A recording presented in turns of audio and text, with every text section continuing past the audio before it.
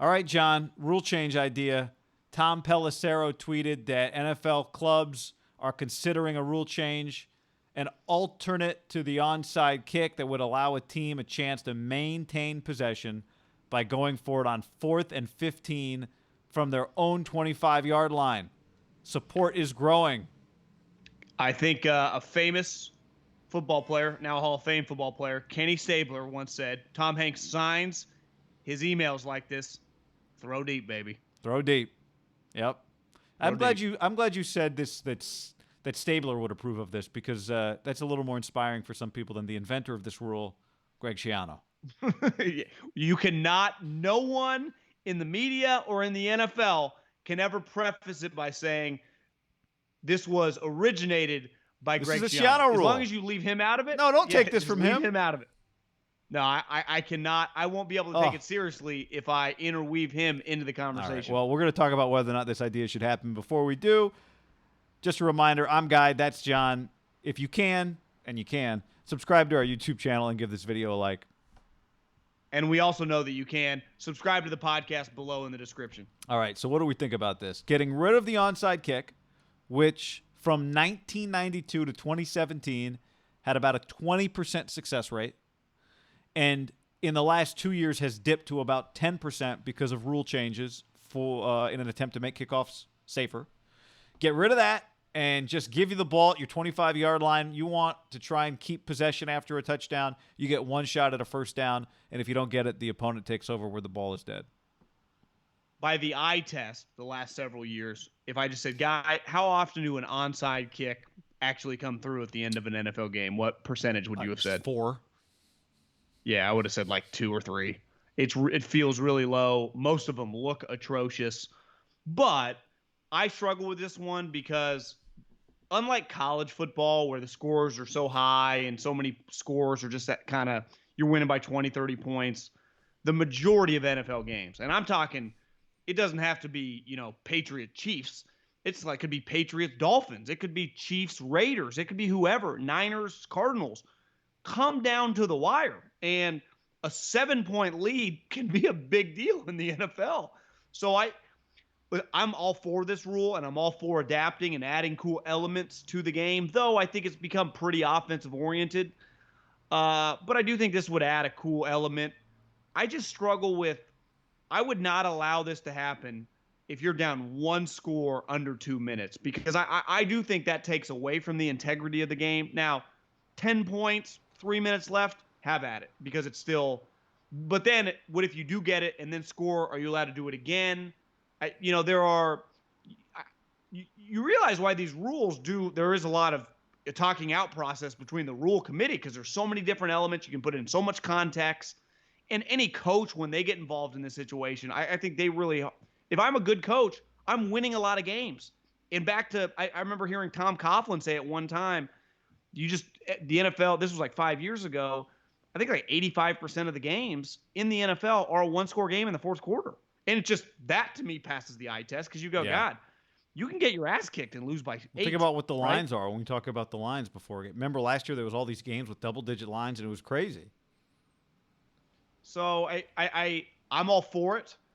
I do think you got to be careful with the score. You shouldn't just be able to pull it like down 4 points with a minute 50 left, no timeouts, 4th and 25. Because then if you get it, you go, well, you weren't the better team all game. At least when you get an onside kick, we've all seen them in our life on the couch. You jump off the couch. Because you don't expect anybody to get it, yeah. No, like 4th and 15, wow, that is a long play to convert. We just saw the Super Bowl, Mahomes. If you do, depending on the team, like if it's the Cowboys or if it's Kyle Shanahan dialing up a play or you're Sean Payton, you'd go, God, we got a chance. Most people do not feel like we got a chance when the kicker.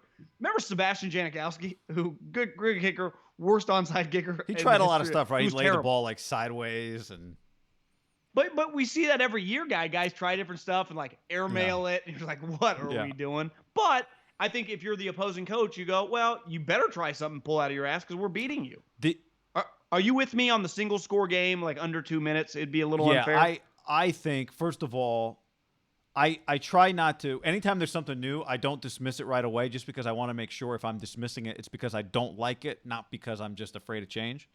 So I'm With open you. to it, and I think that is a theme of ham brain power.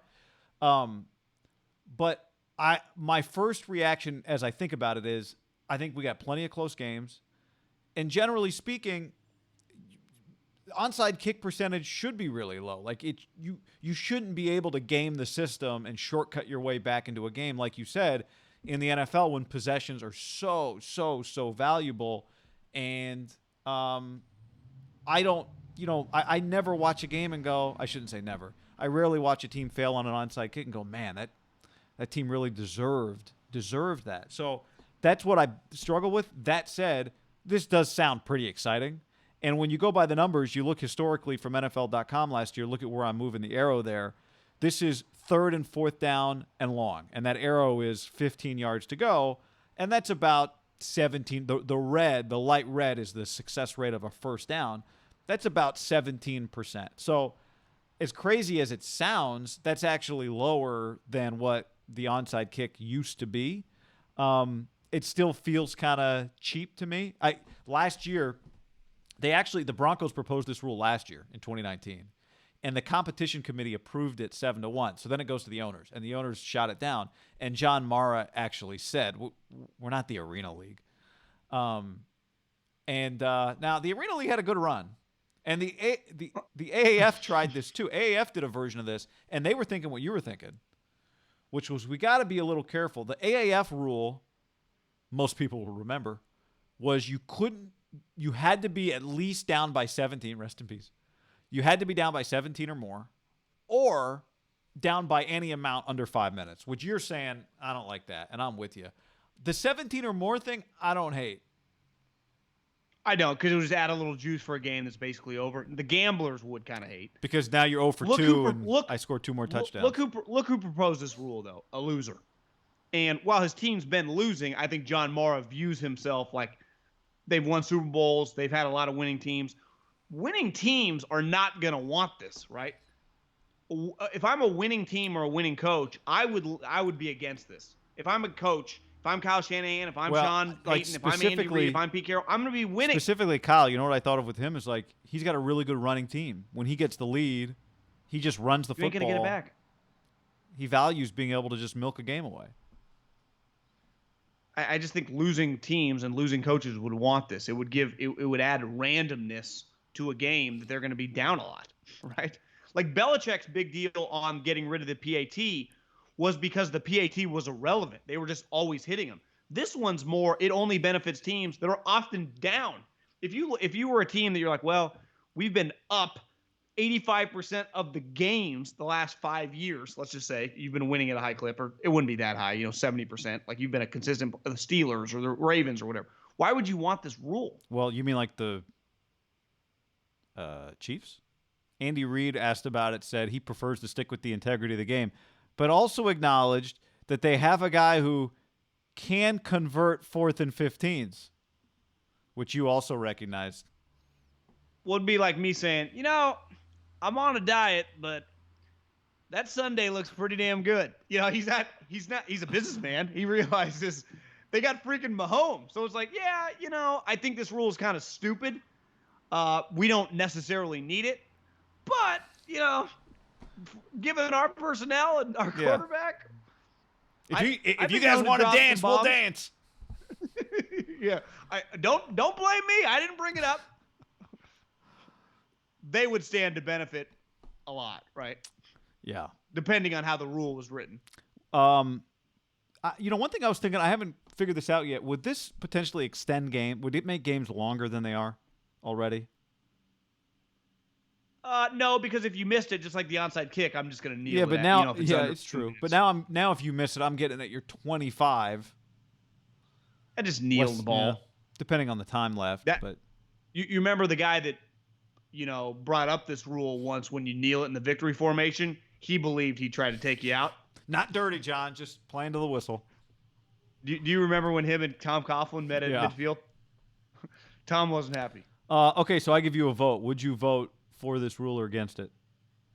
I need to know that you can't do it under single digits, the last, let's say, 3 minutes. I'm inclined to vote against it, but if we have that protection where maybe it's not even 10 points, it's like 17 points or more, and maybe we limit the number of times you can do it, like maybe because one thing Pelissero said was part of the proposal is you could only do it twice in a game, so maybe you have to be down by more than 2 scores in order to do it, so you can't do it all the way back to tie the game, right?